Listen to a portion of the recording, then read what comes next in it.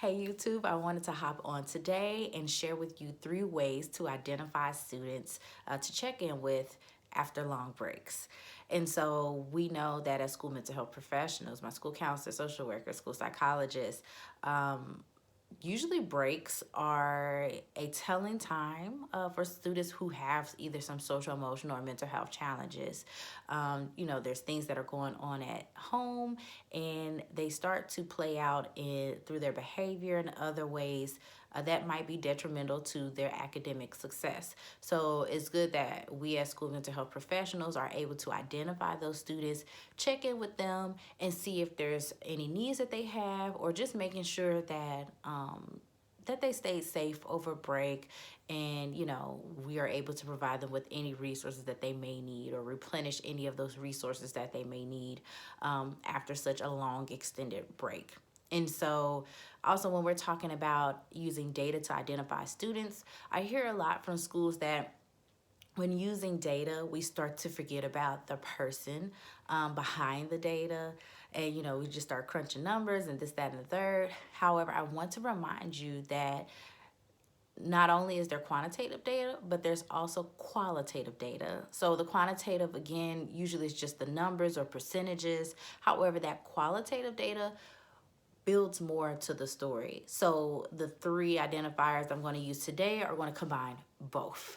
So the first one is going to be our attendance. So now, when we're talking about winter break, and I'm just going to give a general overview, most of us started break either the Friday right before the week of Christmas, or the Wednesday right before Christmas.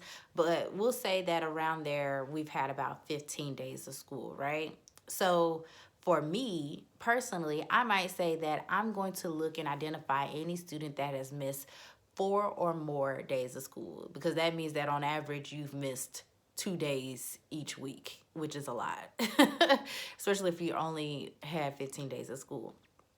So again, I'm going to look in the student information system. I'm going to pull a log of, like I said, any student who has missed 4 or more days. And so I'll just kind of keep those names to the side.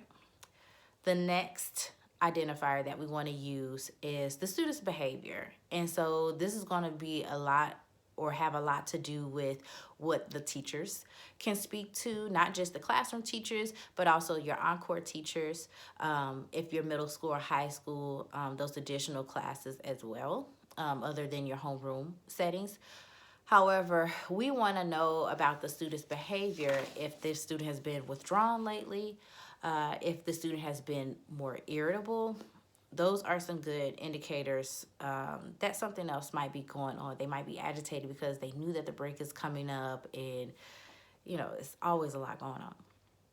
So that's behavior. The last identifier that we want to use is achievement. And again, your teachers are going to be able to speak to this quite a bit.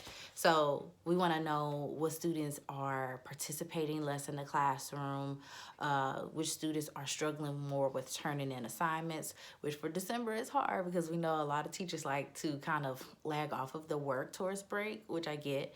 However, if this is a student who's usually, turns in their stuff on time, is on top of their classwork, and all of a sudden this starts to decrease, then this might be somebody that we want to identify for having a check-in.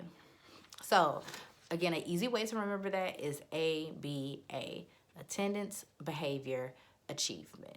And so for the attendance, of course, again, you could just pull it from a student information system.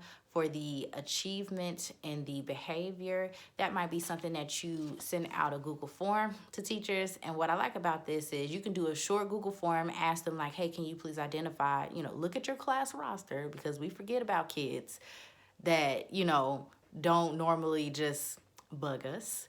But look at your class roster and please identify any students that have been irritable, who have been withdrawn, who've been participating less, and have struggled to turn in assignments. And then, turn it into this Google form. So we know that sometimes teachers have a hard time turning in things when they have a million other things to do. So a cheat code to this is, yes, send it out in an email and a Google form, right? Now, that Google form is going to track who has been able to do or fulfill this assignment. Those who don't, because it's probably going to be a lot, or at least that's my experience, is you're going to go around to those who have not and go to their classrooms. And then, like I said, this could be after break, that first week coming back, or whatever it may be. Go around to their classrooms, not during instruction time, please. Be smart about it. Possibly during their playing time, because it's only going to take you about 5 minutes, and say, hey, I sent you an email. We're trying to identify some students for check-ins. Let's do it together. And you do the form for them. That way you're getting the information, and then it's also getting out of their hair. You just need the information, and then you can go on about your day. Now, the great thing about middle school is when you have middle schoolers, you can send out surveys to the students to help self-identify, but you have to be careful about that, because if you have a school culture to where students don't seem to really ask for help readily, then that again needs to be a situation where you are pulling that data and you're asking the teachers. But if you have a school culture where your students are readily asking for to see the counselors, or they're pretty much open about their home situations, send out a survey. And then that could be another quick way to identify those students.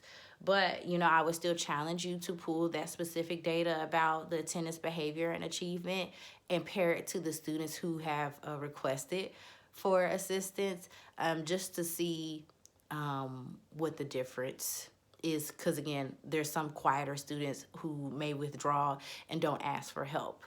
So, like I said, pull that data, both quantitative and qualitative, so that you're able to identify students and make sure that, after those breaks, they have what they need.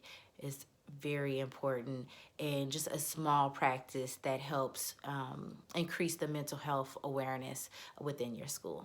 So comment down below, what do you do, or how do you identify students who need those check-ins, and I will see you guys later.